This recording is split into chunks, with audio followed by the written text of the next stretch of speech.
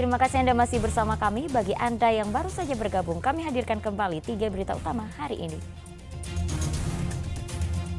Warga Ciamis keluhkan beras bansos yang berbau dan gampang basi bila dimasak.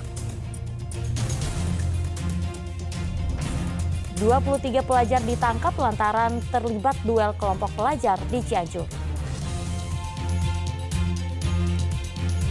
Demi mengelabui petugas, seorang kurir narkoba di Kabupaten Bandung berpura-pura sebagai tukang balon keliling.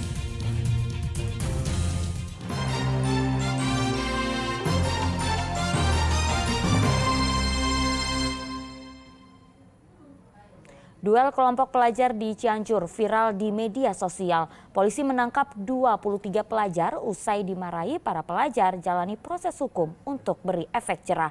Sementara itu untuk menekan angka kekerasan dan perundungan di sekolah, Kementerian Agama memberikan pelatihan di sekolah yang ada Kota Banjar.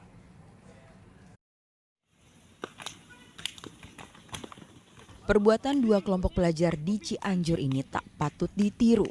Mereka berduel layaknya jagoan. Duel kelompok pelajar ini terjadi di sebuah lapangan yang jauh dari permukiman warga di Desa Sukakerta, Cilaku, Cianjur pada 26 September lalu. Viralnya video ini membuat Polsek Cilaku dan Cibeber bergerak menangkap 23 pelajar yang berasal dari 2 sekolah. Di kantor polisi, para pelajar ini tak hanya diperiksa, tetapi habis dinasihati petugas. Semua itu orang, waduh, pasti mencaci lah. Pasti orang semua merasa jijik, masa siswa bisa seperti ini. Mereka dimarahi petugas lantaran memilih untuk menghabiskan waktu untuk hal-hal negatif seperti berduel. Ditambah lagi, duel kelompok pelajar ini sudah direncanakan oleh para pelajar. Hah? Mau kamu ulang lagi? Untuk memberi efek jerah, para pelajar akan diproses sesuai aturan hukum. Pakai polisi atau pakai preman? Ya, jadi mereka itu seolah-olah sparring gitu loh. Sparring dari sana. 1 lawan 1. Jadi berkelompok 5 orang dengan 5 orang gitu loh. Terus apakah nantinya para pelaku akan dikenakan sanksi apa? Jadi untuk masalah ini kita akan gunakan hasil pemeriksaan, mungkin kita akan tindak lanjuti sesuai dengan prosedur hukum yang berlaku. Walaupun memang mereka ini adalah masih anak di bawah umur. Di sisi lain, untuk menghindari kasus kekerasan dan perundungan pelajar, Kementerian Agama bersama TNI Polri memberikan pembekalan di sekolah yang ada di Kota Banjar. Salah satunya MTS Negeri 3. Pembekalan ini untuk mengingatkan pelajar agar tidak bertindak anarkistis, melukai atau merundung sesama siswa, serta bahaya dan dampak yang bisa ditimbulkan. Kami melakukan pembinaan rutin terkait pencegahan yang lagi marak sekarang ini terkait bullying, tindak kekerasan yang terjadi khususnya di lingkungan pendidikan, khususnya di madrasah yang ada di Kota Banjar. Kasus perundungan pelajar akhir-akhir ini menjadi sorotan. Pemicunya pun beragam, mulai dari persoalan lingkar pertemanan hingga asmara. Padahal pelajar di sekolah seharusnya mencari ilmu, bukan musuh. Rendra Gozali, Eko Setiabudi melaporkan dari Cianjur dan Banjar. Beralih ke informasi lain, Polres Sukabumi mengungkap praktik perdagangan manusia di wilayah Pelabuhan Ratu. 29 orang korban dijanjikan bisa bekerja di Australia dan harus menyetor uang puluhan juta rupiah kepada calon tenaga kerja migran ilegal yang kini telah menjadi tersangka. Di syuting ya, kalau di luar, nanti di dalam rumahnya aja. Yang punya rumahnya nggak. Polisi dan petugas Paramarta Kementerian Sosial mendatangi sebuah tempat penampungan calon pekerja migran ilegal di kawasan Pelabuhan Ratu, Kabupaten Sukabumi. Selain melakukan penggeledahan, aparat juga meminta keterangan mengenai dugaan tindak pidana perdagangan orang yang menimpa 29 orang korban. Mereka mengaku dijanjikan untuk dipekerjakan di Australia. Para korban berasal dari berbagai daerah di Indonesia, mulai dari Jawa Tengah, Yogyakarta, Jawa Timur, Sumatera Utara, Sulawesi Tengah hingga Nusa Tenggara Barat. Salah satu korban mengaku direkrut melalui media sosial. Awalnya kita karena desakan ekonomi keluarga, itu kita cari informasi di media sosial, Pak, untuk bekerja di luar negeri.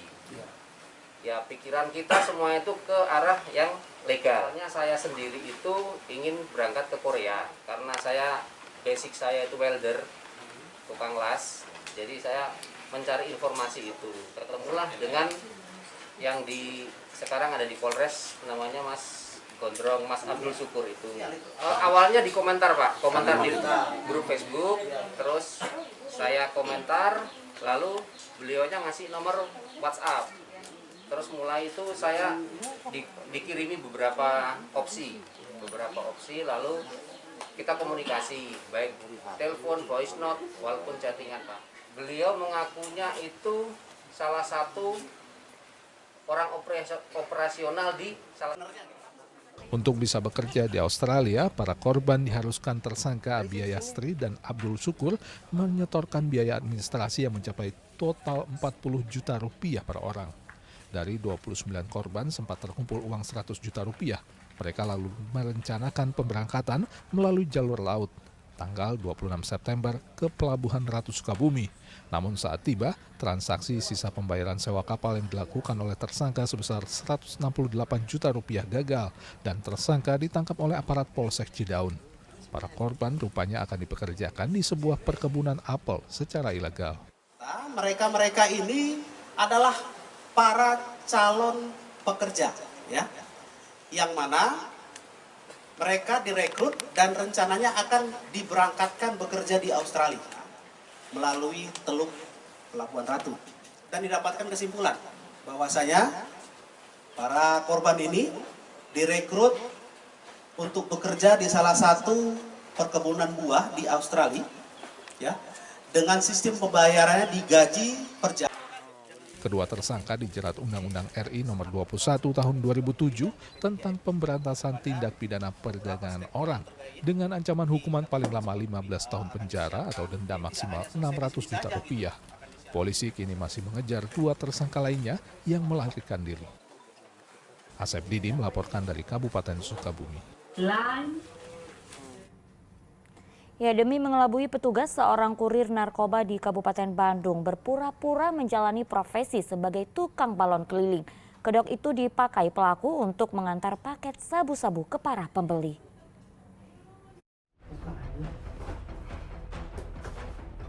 Irfan Maulana tak berkutik saat diciduk tim Sat Narkoba Polresta Bandung di kamar kontrakannya di kawasan Banjaran, Kabupaten Bandung. Pria berusia 43 tahun ini sudah jadi incaran karena sebagai kurir kasus narkoba jenis sabu-sabu. Polisi menemukan barang bukti narkoba jenis sabu-sabu yang disembunyikan pelaku. Ini bukan kali pertama pelaku jadi incaran petugas. Namun ia pintar mengelabui petugas dengan meyakini dirinya hanya pedagang balon keliling. Tetapi dalam penangkapan kali ini pelaku bungkam. Modus penjualan sabu-sabu terungkap dengan menggunakan usaha dagang balon keliling. Paket sabu-sabu pesanannya dimasukkan ke balon yang tak tertiup lalu ditaruh di titik pengambilan.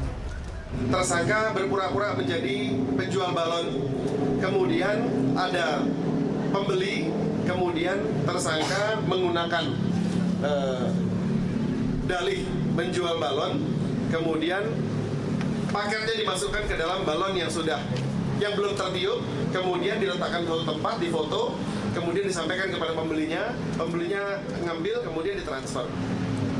Sehingga apabila ada warga masyarakat yang menanyakan, tersangka dengan mudahnya menjawab bahwa yang bersangkutan menjual balon. Modusnya terbongkar setelah polisi menangkap 4 pelaku lain yang dari hasil penyidikan mengungkap peran pelaku Irfan Maulana. Selama menjadi kurir, ia diupah 1 hingga 2 juta rupiah untuk sekali antar.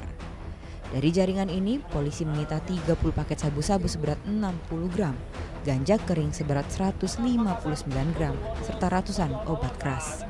Para pelaku pun terancam hukuman 20 tahun penjara dan hukuman seumur hidup serta denda 1 miliar rupiah. Muhammad Abbas melaporkan dari Kabupaten Bandung.